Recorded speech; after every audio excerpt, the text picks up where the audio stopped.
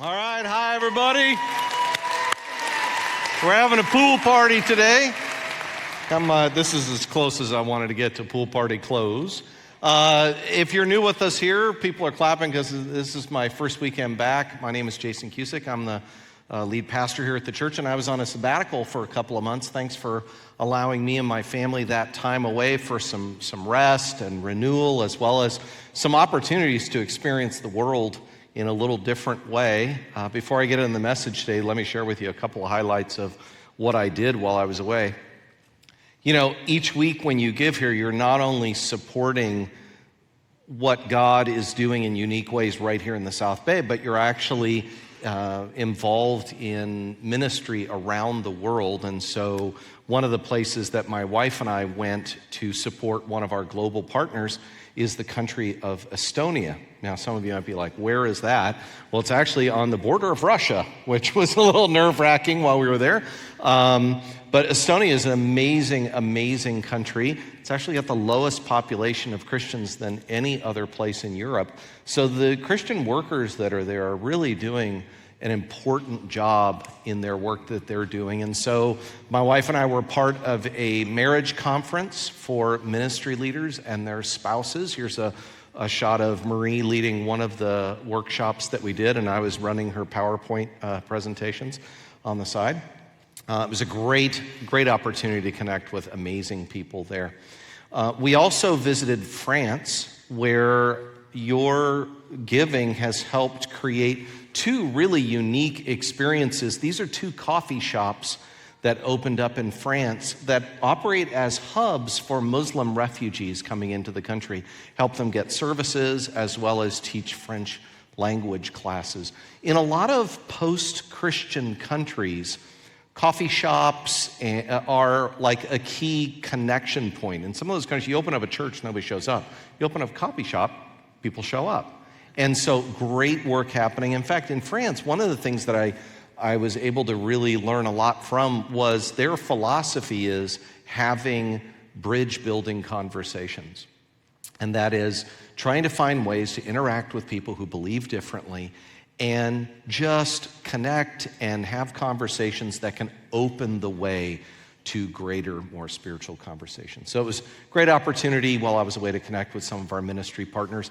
And then we did a little sightseeing while we were in France. My sightseeing isn't the same as other people's. I just wanted to look for movie locations where movies were filmed. So I don't know if you remember, in the movie Inception, there's this great scene where this cafe, Leonardo DiCaprio is there, and a great shot. So Marie and I found that same cafe and took a picture there so we could be with it. And we have a bunch of other shots of places that we found. So that was a lot of fun. Got some time to rest, got some time to do some writing and things like that. But now I'm back and diving in, appropriately so, for this series, which we started last week. This is just a 3-week series with a very specific purpose. These 3 weeks are all about us engaging, diving into the mission of God and what God is doing here at this church with a very specific purpose. And that is that we would invite friends, family, neighbors, co-workers to our fall kickoff series, which starts on September 10th. This series, called Positive Influence, is specifically designed for people who don't normally attend church or maybe haven't been to church for years and years. The idea behind this series is that we are all influencers. We're all leaders in one way or another. The question is, how can we make a positive influence in a world where there's so much negative influence? So we're going to look at the life of Jesus, and we're going to look at 5 attributes of what it looks like, even skills, about how to be a positive influence. And I think this is going to really resonate with the people that you know and work with that might not be as spiritually oriented or religiously sensitive, but they want to make a positive influence in their lives and in the lives of others. So invite them, and it's going to be a great experience for us all together. Last week, Pastor Alex at our Torrance campus kicked us off. Hey, everybody at Torrance, it was great to be with you last week. Kicked us off with talking about this topic, the topic of invitation. The spiritual life is really about invitation. You look at the grand story of the Bible from Genesis to Revelation, it's really God inviting us to be a part of this wonderful plan that God has for the world. And as God invites us, God says, now I want you to invite other people. And so invitation is a core part of the spiritual life. And the action step last week was make a list of the people that you can invite. Today, we're going to talk about a second really important component of the spiritual life, and it's this: groups. The spiritual life is not a solitary experience. The spiritual life is actually intended by God to be a shared experience with other people. And that might be kind of have a cultural clash with some of us. By personality or upbringing, we might say, no, the spiritual life is a solitary experience. No, it's actually not. It does involve us having to push through certain barriers so we can be open to a shared spiritual experience with others. And let me give you a quick story that I thought of related to this. We have all this pool theme stuff, so let me talk about a pool theme story, and that is my swim lessons when I was a kid. My mom, to this day, can't swim. Never learned. She tried, but she just couldn't swim. I remember when we were little kids, we would say to my mom, just float. She's like, I don't float, I sink. She just couldn't do it. But I gotta say, to her credit, she was like, I'm not gonna let my kids experience this. So she got us into swim lessons. I was going through some photo albums, and I found a picture of me at swim lessons when I was a kid. There I am, right there. And the swim teacher's trying to coax me into the water. Here's a picture of me afterwards, me and my brother after swim lessons. Cute little Jason there. And so I went through swim lessons, and you know what? They didn't take. I didn't learn how to swim. Maybe I was carrying some of the anxiety of my mom, but I couldn't swim. And so all the years growing up, whenever I went to the beach, whenever I went to a pool party, whenever I went to anything with water, I faked it. I would be like, I don't feel like getting in, or I'd play on the beach and I wouldn't go in the water, or I'd be in the shallow end, like deathly afraid that something would happen to me. And I faked it all those years. Finally got to college, and I went to college over here, El Camino College, and I had to take a physical education class, and I was like, darn it, I'm gonna learn to swim. So there was a swim class, and the final exam of the swim class was diving off the high dive and then swimming to the other end of the pool. And you know what? I did it. I learned to swim. Your applause are so encouraging. Just for somebody in the South Bay to learn to swim, the fact that you would applaud that is great.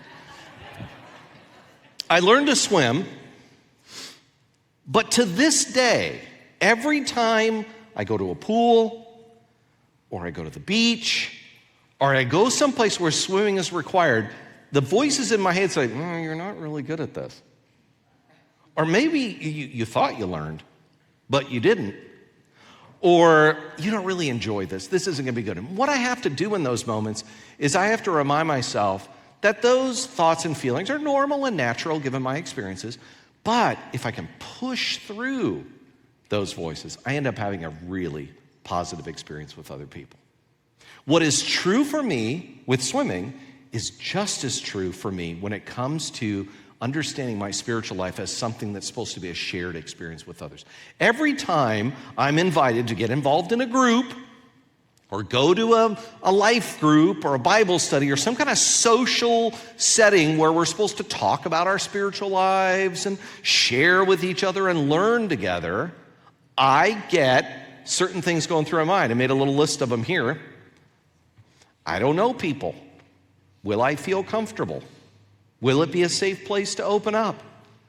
What if I'm put on the spot? Maybe you have some of those same questions or feelings. Maybe you have your own based on your own experiences. But what if we recognize that our hesitancy, those barriers, those questions we have are normal and natural, but what if we decided to just push through those and start telling ourselves something different? Like this: I'll meet new friends. It'll be a good experience for me. I can be a safe place for others. And God has something special in mind for me. God designed the spiritual life to be a shared experience, specifically to be a shared experience amongst a smaller group of people. And he's inviting us to dive into that. Here's our main idea for today. We should break through every barrier to be part of a group. What are the barriers in your life?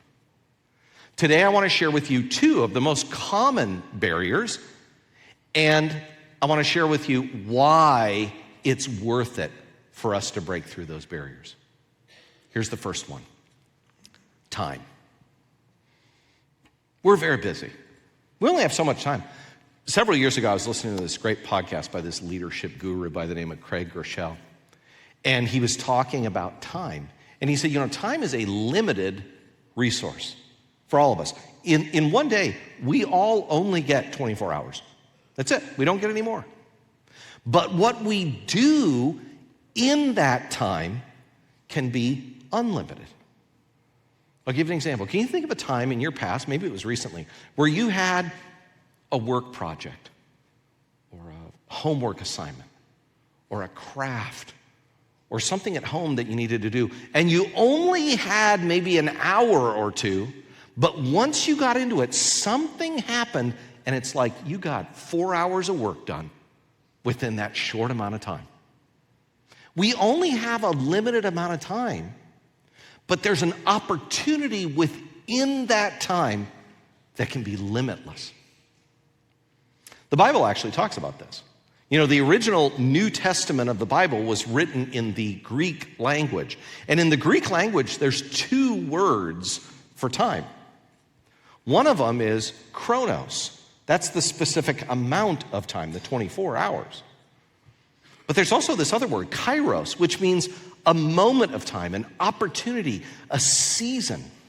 And here's what the New Testament says about time: make the most of every opportunity. Literally, in the Greek language, it says, redeem the kairos, the time. That word redeem means to see something valuable, to see what is valuable to God, and to take advantage of that, to go for it. Don't be a passive passenger of time. Well, time's just going. I can't do anything about it. No, we're talking about being intentional with the limited time we have been given so we can prioritize what's most important. That's what Jesus did. And if anybody could do the spiritual life by himself, it would be Jesus. But he chose not to. Look at this great quote from the New Testament about the beginning of Jesus' earthly ministry. It says, Jesus went up on a mountain to pray, and he prayed to God all night. And at daybreak, he called together all of his disciples and chose 12 of them to be his apostles. Jesus knew at this point he was spending some private, solitary time with his faith. And then he knew when he came down off the mountain, he said, I got about 3 years where I have an opportunity to teach and heal and change people's lives before I am arrested by the Romans and killed. I got 3 years. If it was me, I'd be like, look, get all the people out of my way so I can get to work. There's so many different personalities, people coming at me. I need to focus my energy. Jesus didn't do that. He said, I'm going to gather around me 12 different kinds of people, different personality types, different ages, different backgrounds, even different places on the political spectrum. And I'm going to have this shared spiritual experience for 3 years. That could be a good model for us. What if we said, I'm going to spend the next 3 years with a small group of people, and I'm going to grow, and I'm going to learn, and we're going to connect with each other, and we're going to work through challenges. That's such a different way of redeeming the time. Because most of the time, we're filling up our schedule with stuff, and then if I come along and say, hey, you should join a group, you go, my time's already booked up. I don't have space for that. But what we've done is we filled up our time with maybe things that are not as important. Speaking of filling up our time with things not as important, I was on TikTok the other day, and I saw this great picture that showed the difference between how Americans get coffee and how the French get coffee. And here it is. Here's the Americans getting coffee in our cars, lined up, and then we get the coffee and then we drive away. And then the French are like, let's sit down around a table and we'll have coffee and we'll talk to each other. It's ironic because Starbucks originally started, their mission statement when Starbucks started was to be the third place in your life. Work, home, and then you'll be sitting in a Starbucks. Look what's happened now. I'll pick up a Starbucks on my way doing something else while I'm alone in the car. So we've lost that communal experience. As Americans in particular, it's kind of a reflex for us. Some of us do the spiritual life like this. We roll into church. If we can do a drive-through church, that'd be great. You know, you get in there, maybe roll the kids out of the car up here and pick them up on the other side, you know. We roll through, get a little something, and then we're on our way out. Some of us do prayer like this. I'm kind of coming in by myself, do a little prayer thing, talk to God, get out of there. Bible, and get in here, got a little calendar with a verse on it, read it, get out of there. You know, that's what we do, and it's a very solitary experience. What if our spiritual life was more like this? Oh, it's time to pray. Can't wait until I get my group together so we can pray together. Man, I need to read the Bible. Good. This Thursday's going to be great. We're going to sit down. We're going to read it together. We're going to talk about it. Oh, I got some stuff going on in my life. I need to sort that out. You know what? I got some stuff going on in my life. It'll be great when we get together because I can share the stuff going on in my life. And I'm going to have people in my group who have experienced different things and similar things that we can be an encouragement and support to each other. The shared spiritual experience. It's about taking care of our soul, which means we need to reorient our understanding of time so we can prioritize it. Here's the reason we need to break through the barrier of time. Soul support is more important than the urgency of a packed schedule. This is a decision we have to make. Jesus prioritized time with a group for 3 years. He spent that time and invested in lives. We need to change how we structure our schedules to not make groups something we add on at the end if I have time. We start up front and then we realize other stuff will fit in. Here's an action step for you. Redeem your time by getting involved in a church-connected group. This is going to look a variety of different ways. Some of you are already in a church-connected group. That's great.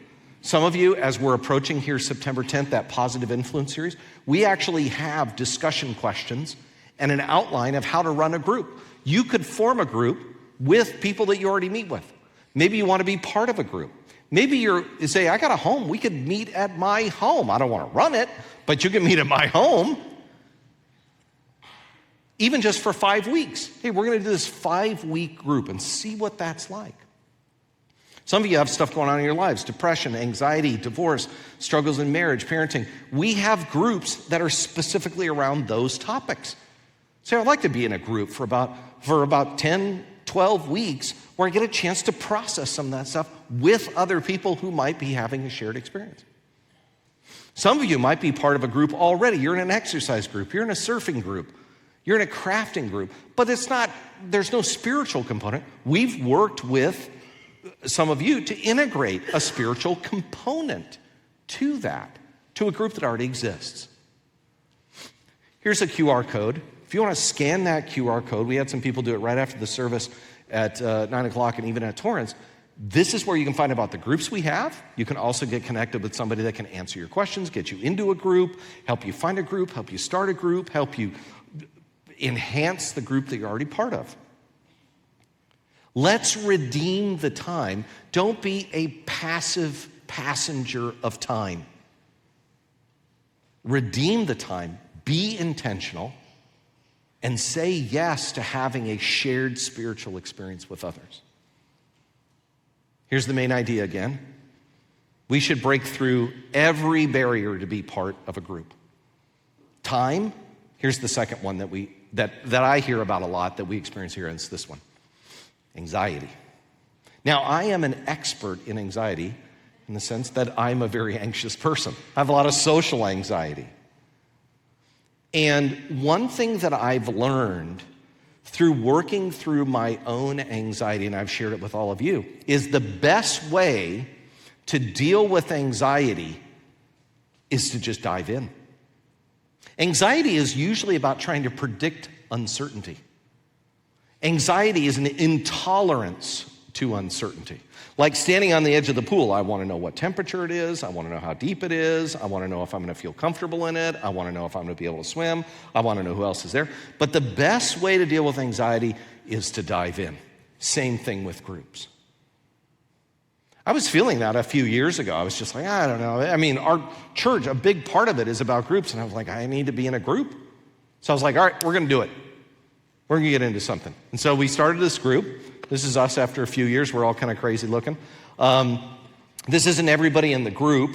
This was one night where a couple of our group members were getting ready to move. So we all went to Boba Place where my daughter works. And this group has been so meaningful to me because we're really from a lot of different backgrounds and a lot of different perspectives. And that's been very, very helpful. And I've been in this church for over 20 years. I've probably been a part of 10, 15 groups, recovery groups, care groups, life groups, different things. And being a part of a group is a transformative experience. And one of the reasons is it's in that smaller group setting where we are known and we get to know others. We can't do that in a larger setting. You walk by people, hey, how are you? Hey, how are you? The spiritual life is about a shared spiritual experience where we are known and people know us. That's the reason why we need to break through anxiety, because of this reason. Number 2, being known is more important than being ruled by nervousness.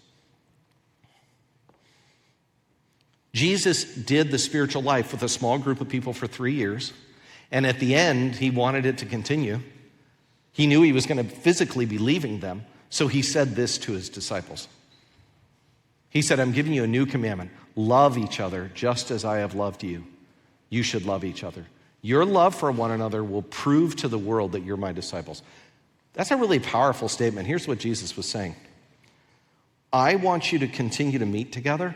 I want you to love each other. I want you to sacrifice for each other. I want you to pray for each other, care for each other, help each other learn and grow, help each other to apply my teachings.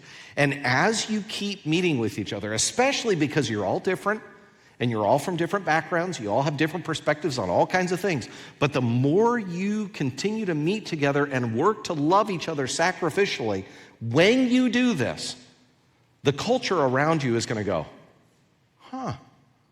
maybe there is something to this Jesus thing. Look at how these people who have all these different backgrounds and experiences and cultures and ethnicities and all these differences, look how they can get together regularly in a smaller environment and love each other. I want to look into this Jesus thing. Not only is being in that smaller setting impactful for the culture around us, it does something to us. It's transformative to us, and the research bears this out. Here's what the research says about being in a smaller group. People in small groups have more support and connection through difficult times. Especially in a church like ours, most churches, when you're going through a tough year, I'm like, who do I talk to? Who do I go to? I have people I can go to every week. It's the people I meet with. They already know what's going on in my life. If I end up in the hospital or something's going on, I have people immediately that know me. Loneliness is such a big issue in our culture, which is why, as a church gets big, it needs to get small. And we do that through smaller groups. People in smaller groups learn better interpersonal skills to interact with others. This is a really big one. What we are lacking in our culture now is the ability to interact with other people in healthy ways, especially with people who might have different views than us. And for those of you in business, you know this is the number one soft skill that you're looking for in future employees. I was talking to somebody a couple of years ago, and this person, it was right around the time of the COVID restrictions, as well as George Floyd had died, and there's a lot of tension going on in the culture. And this person said, oh, I'm really having a problem with these people and these people and these people. And I was kind of talking back and forth and with this person. And this person said, I don't understand why they think this way or feel this way, or I don't understand why people are feeling like this. So I started explaining it. They said, do you have a problem like interacting with people that think differently? I was like, no, I go to a church. And I'm in a small group. And the people I go to church with and are in a small group with, I have a certain set of core beliefs that are the same as them. But everything else, there's a lot of differences. And this person said to me, you know what? I rarely interact with anybody who believes any differently than me. A small group is a microcosm of society. It's not a place where we get together and have groupthink. It's a laboratory where we learn to develop our interpersonal skills with people of different ages, different backgrounds, different cultures, and different views. In a small group, people in a small group tend to feel more comfortable in spiritual conversation. I saw this in France. In these coffee shops, the people who were working in these coffee shops seemed to be able to very graciously and naturally move into a conversation about spiritual things without it sounding proselytizing or preachy or even evangelistic. There was an ease with which you're talking about the day, or you're talking about your health, or you're talking about education, and it kind of moves into a topic about meaning and purpose and value and faith. When we're in these groups, it kind of warms us and prepares us to feel more comfortable with discussing spiritual things with people in organic ways. People in small groups read their Bible and share their faith more regularly. People in small groups are more engaged with the mission of the church. If you're part of a group, you're usually like, man, I love this group and I love this church. I love being a part of what's going on here as we're trying to nurture those communities. Let me say this. If you're having some anxiety about getting into a group, here's what I want to say to you. If you're anxious about getting into a group, just do it. Your future self will thank you. Here's an action step for you. Use the small group experience to grow a more holistic spirituality. What I mean by that is, we don't just have groups where it's like, get into this group and then you'll learn this book of the Bible. We say, get into this group, you'll read the Bible, but you'll also experience reading the Bible with other people, and you'll experience what it means to listen and hear what other people think, and you'll experience what it means to organize your schedule around a shared spiritual experience, and you'll develop relationships with other people, and that will help you emotionally and in spiritual community. It's a holistic experience that's just wrapped around the idea of a small group.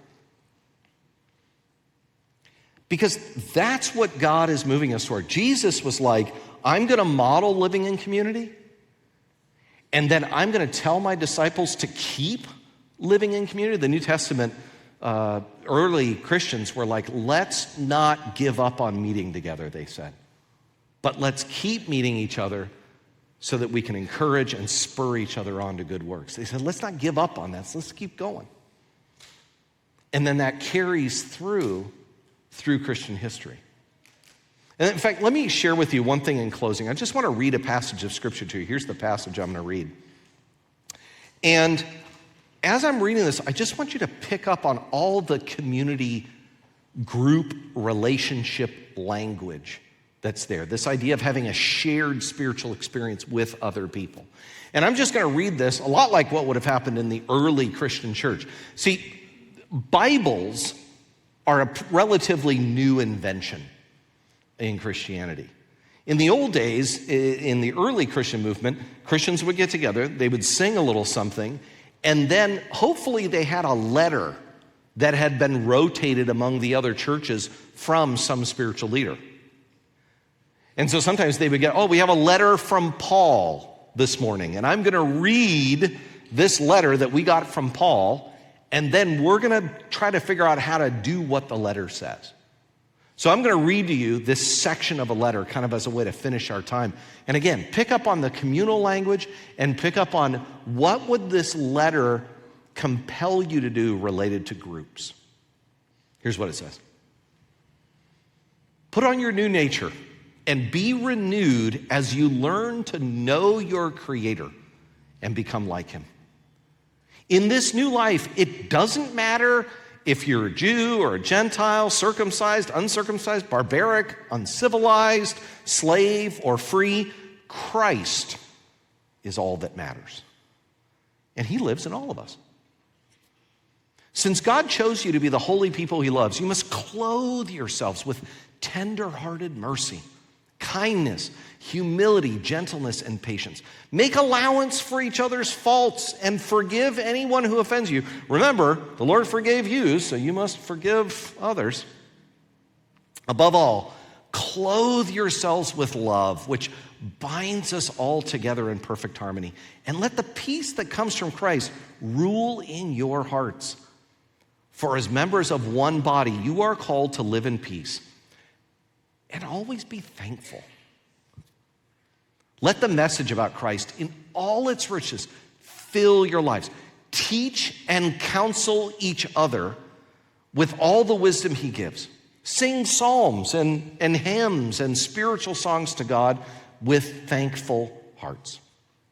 And whatever you do or say, do it as a representative of the Lord Jesus, giving thanks through Him to God the Father.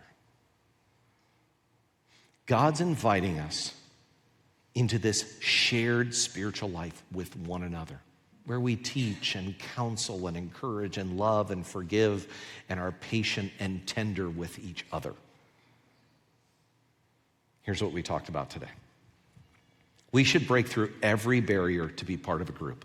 Soul support is more important than the urgency of a packed schedule. Don't make your spiritual life like the Starbucks drive-thru. And being known is more important than being ruled by nervousness. If you're anxious about getting into a group, that's normal, that's natural. Now just dive in. And we have a great experience tonight to taste some of what it means to have a shared spiritual experience. I'll remind you of this tonight, our baptism. Baptism is not just when an individual makes a personal commitment to Jesus and wants to show it through an outward act. Baptism is someone saying, I am now saying yes to being part of the body of followers of Jesus. I am saying yes to being part of a spiritual family. And when we show up and we are there for the baptism, we're saying, oh, you're wanting to follow Jesus? I want to help you, and you can help me. And it's a shared family experience that we get. So I want to encourage you, if you're able to, come out tonight down to Torrance Beach where we get to do that together. Would you all stand? We're going to close our service today. If you want information about groups, head on out. You can go to our connections area outside here. If you're watching online, you can go to our chat. The host there will have some information in that QR code and can also just talk with you directly about it. If there's something you'd like prayer about, we have some people after our service who would love to kind of listen to what you're going through and come alongside in prayer. And as the fall is approaching, let's reach out to the people around us and let's dive into a shared faith together. We got one more week of this Dive In series next week, and I'm excited to bring it to you. Let me close this in prayer. God, thank you so much. Thank you that we don't have to do the spiritual life on our own. You don't want us to. You have something planned. It's right in front of us, God. Help us to say yes to that because you have something great waiting for us.